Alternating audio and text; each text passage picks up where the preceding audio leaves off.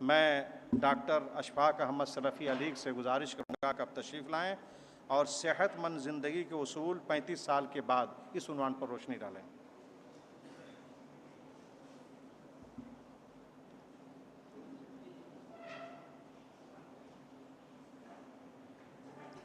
السلام علیکم ورحمۃ اللہ وبرکاتہ۔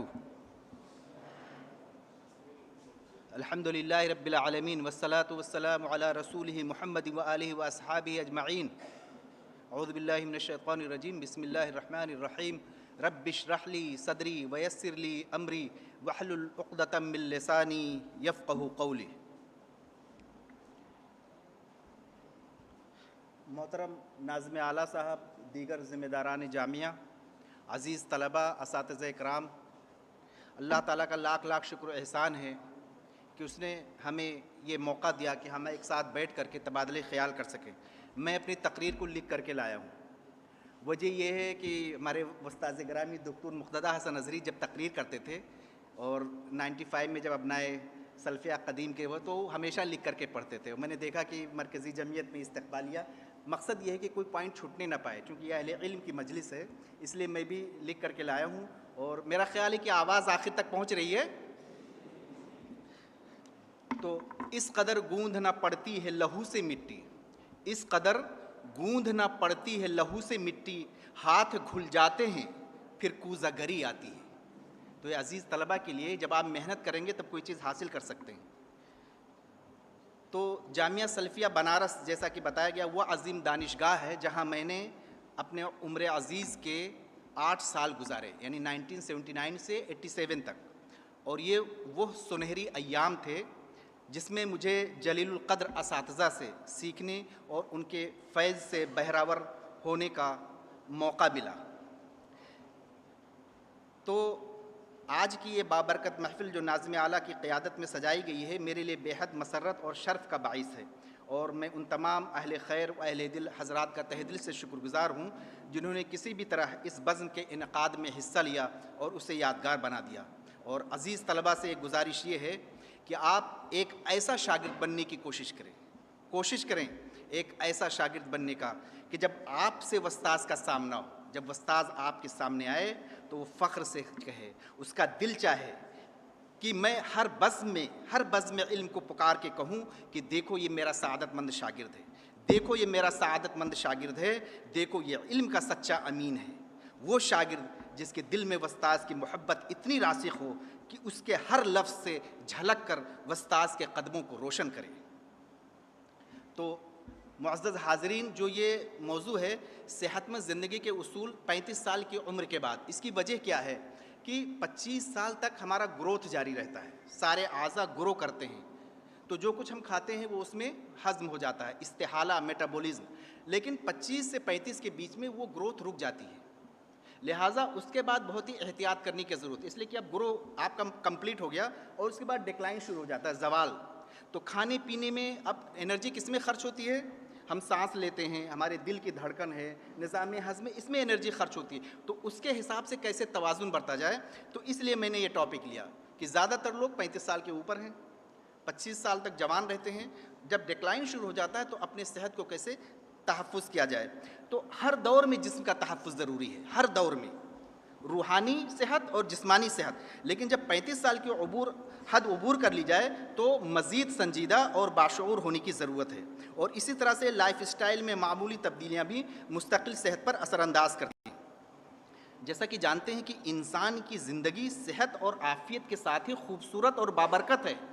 جب تک صحت ہے تب تک آپ خوبصورت ہیں، آپ کی زندگی بابرکت ہے، اور جب بیماری آ جاتی ہے تو وہ نہ صرف جسم متاثر ہوتا ہے بلکہ عبادات، معاملات اور زندگی کی ساری رونقیں متاثر ہو جاتی ہیں۔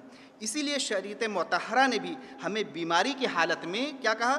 غم و اندوہ میں ڈوب جانے یا ہاتھ پر ہاتھ رکھ کر بیٹھ جانے کا تعلیم نہیں دی ہے، بلکہ علاج اور معالجہ کی واضح ترغیب دی ہے۔ اسلام میں صحت کو غیر معمولی اہمیت دی گئی ہے۔ آپ قرآن مجید کی آیت پڑھیں گے، اللہ تعالیٰ نے فرمایا جس میں علم اور جسمانی طاقت دونوں کا ذکر فرمایا، ان اللہ اصطفاہ علیکم وزادہ بسطا فی العلم والجسم۔ اللہ تعالیٰ نے منتخب کیا ایک ایسے شخص کو جس کو علم اور جسم میں کمال عطا کیا، یعنی علم میں بھی کمال اور جسم یعنی جسمانی صحت میں۔ اسی طرح سے حضرت شعیب علیہ السلام کی بیٹیوں نے اپنے والد سے حضرت موسیٰ علیہ السلام کے بارے میں کیا کہا تھا ان خیر من استاجرت القوی الامین. قوی کا لفظ ہے، توانا. منتخاب کی وجہ کیا ہے؟ قوت اور امانت داری. نبی کریم صلی اللہ علیہ وسلم کی حدیث پڑھیں گے تو آپ نے فرمایا المؤمن القوی خیر واحب الی اللہ من المؤمن الضعیف. طاقتور مومن کمزور مومن کے مقابلے میں اللہ تعالیٰ کے نزدیک زیادہ بہتر، زیادہ محبوب ہے. اس لیے اپنی توانائی، اپنی قوت کو بحال کرنا بہت ضروری ہے اللہ کے نزدیک محبوب ہونے کے لیے.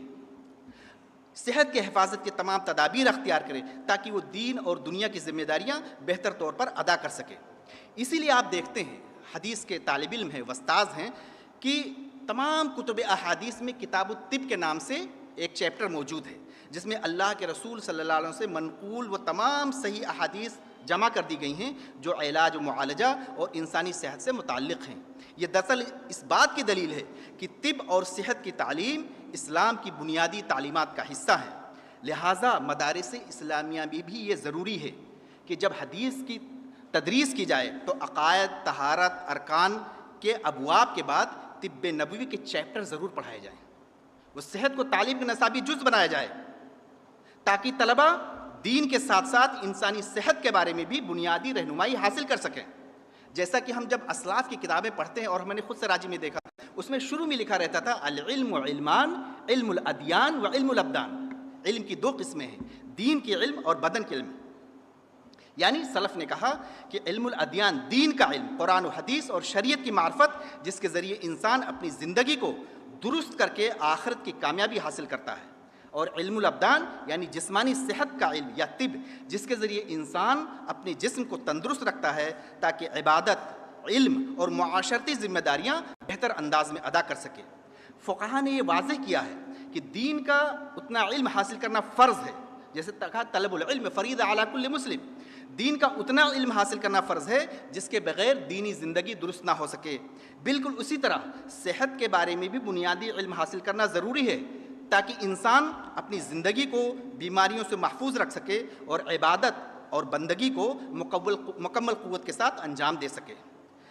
اللہ تعالیٰ کے نظام فطرت ہے انسانی جسم میں کہ ہر عروج کے بعد زوال کا سفر شروع ہوتا ہے، اور یہی وہ عمر ہے جب انسانی جسم میں قدرتی تبدیلیاں ظاہر ہونا شروع ہو جاتی ہیں. 35 سال کے بعد میٹابولزم سست ہو جاتا ہے، یعنی غذاؤں کا استحالہ، ہضم. پٹھوں کی طاقت، جو مسلس ہوتے ہیں ان کی طاقت کمزور ہو جاتی ہے. ہڈیوں کی کثافت میں بتدریج کمی آنے لگتی ہے. ہارمونل تبدیلیاں جسم اور ذہن دونوں کو متاثر کرتی ہیں. توانائی اور برداشت کی کمی محسوس ہونے لگتی ہے.